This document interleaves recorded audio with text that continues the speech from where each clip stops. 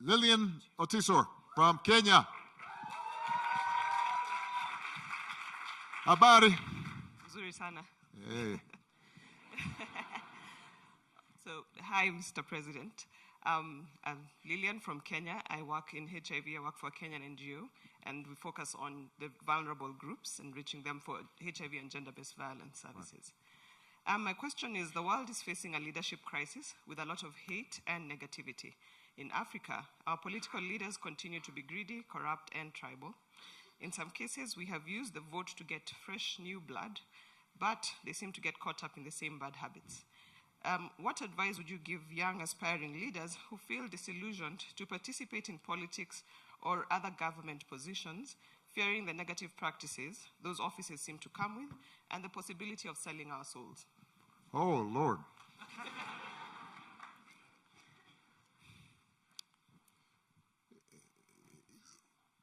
You know, when I was mentioning how I started having my early political awakening when I was about your age, maybe around 21, 22, I started to really think, how can I change the world? And I wanted no part of electoral politics, because my attitude was what you just described. I thought, you know, they all seem kind of slick and phony, and yeah, I didn't really trust them. And so what I believed in was social movements. You know, my inspiration was Gandhi and King, and my notion was, how do I mobilize grassroots to put pressure on politicians so they're responsive and accountable, but not necessarily wanting to be a politician myself. And so I became a community organizer, and I worked in low-income areas, and so I did a lot of the kinds of work that you are doing now. And the amount of knowledge and love and wisdom that I gained from working at the community level, it transformed me. It made me grow up, made me into a man. But what I noticed was the decisions that were being made were not being made in the local neighborhood where I was working. They were being made someplace else. And so I was constantly thinking, how do I get more levers, more leverage to affect change at the local level? And I started looking at City Hall and how decisions were being made at the city level. Then I started looking at, well, funding for education. That was affected at the state level in America. And then there was a steel plant that had closed, because this is at a time when a lot of manufacturing in America was moving overseas to look for cheaper labor. And those decisions weren't even being made in the city. They were being made in New York by some financiers. And so I thought, okay, I need more knowledge. I need to figure out how I can get more leverage. And I ended up going to law school. Even when I got out of law school, I still was not interested in politics. And I started practicing civil rights law and voting rights law, thinking that a more direct way of change than purely the local level was now to get people mobilized to vote, to impact those decision makers somewhere else.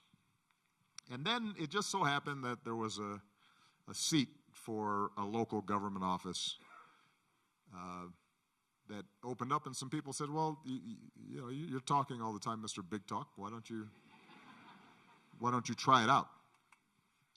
And I did, and I won. And you know, when I reflect back on my career, there was sort of a fork in the road at that point. And all of us in our lives will come to forks in the road where, you know, that way offers a vision of a life that has some pluses and some minuses, and then that fork, same thing. And I took this one.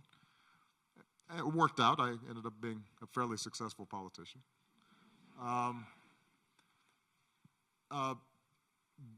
But there are times where I reflect and say, had I not decided to run, and I had decided to take what I had learned in my law practice, and I'd started building a local organization and trying to scale it up and do more economic development in low-income communities, first in Chicago, and we built a good model, and then I transported that to Los Angeles or New York or other cities, and began to network with people who were doing urban development and poverty alleviation and education programs around the world. I might have had a significant impact that way too. So I guess the point of the story is there's no one way of doing it. I think there are a lot of different ways in which you can effectuate change. The one thing you can't do is pretend that politics doesn't matter and say to yourself, that's too corrupt, that's too broken, I'm not going to get involved in that. Because at some point, if you are ambitious about what you're doing in your home country, you will confront politics. You're going to want to build a center, and now you need approvals in order to get the land, and suddenly the governor decides, what's in it for me? And you're going to have to deal with that. You're going to need some financing. You go to the local bank. Well, suddenly the bank says, who sent you? Right? Suddenly politics is mismanaged in your country. And next thing you know, right in the middle of you trying to build your center, there's an ethnic conflict going on. And everything shuts down for 6 months, and your project stops, and because people are scared. Yeah. So you can't avoid government, and you can't avoid politics. And then the question becomes, all right, how do I want to engage it? Do I want to run for office? Some people have the personality and the inclination to do that. Some people don't. They may not want to be the public face of something. Other people will say, okay, I don't want to run, but I think I can help organize and manage the efforts of people who I think are sincere and have integrity. And so they'll be involved in the political world, but in a different way. Some people may say, I don't want to be involved at all in campaigning, but I do want to mobilize people to vote and participate. Some people may be journalists, and they say, my job is to hold politicians accountable and make sure that we're shining a light on how public monies are being spent and how decisions are being made. All that is contributing to the quality of government. And so you don't have an excuse to say, this is too corrupt and I'm going to be selling my soul. Find a way where you're not selling your soul. But you still have to be involved in government and in politics. And look, I don't want to make light of the fact that some countries being involved in politics is dangerous. There's some places where reporting on what's really happening can land you in jail. And I am never going to be somebody who urges people to do things and just ignore the consequences of the decisions. People have families. People, have children. There are risks that each of us have to measure in terms of how far we're willing to go, which is partly why my final piece of advice about politics is do not do it alone.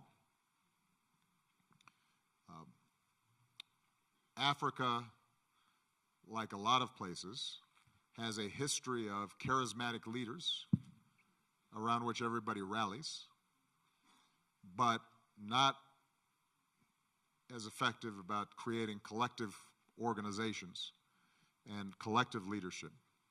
And the problem with charismatic leaders is, A, if they end up not turning out as wonderful as you'd like, things can be worse if they're charismatic and they consolidate power and then they do whatever they want. Problem number two is if they die, now suddenly all the energy that's been built dissipates. Problem number three is governance is not the same as getting elected. And a lot of times, somebody who's a charismatic leader may not know how to set up effective schools or properly administer a budget. And so the goal of politics is not just getting elected. The goal is governing in a way that improves people's lives. And that requires a collective. That requires a team with people of different expertise. So as you are thinking about government politics and your role in relation to it, think about how can you find like-minded people whose values you share, whose vision you share, and how can you collectively then start doing the work to bring about changes. And maybe it starts at the local level. Maybe it starts at a regional level as opposed to national right away. Huh? I sure hope, though, you get involved some way. Women in particular, by the way, I want you to get more involved because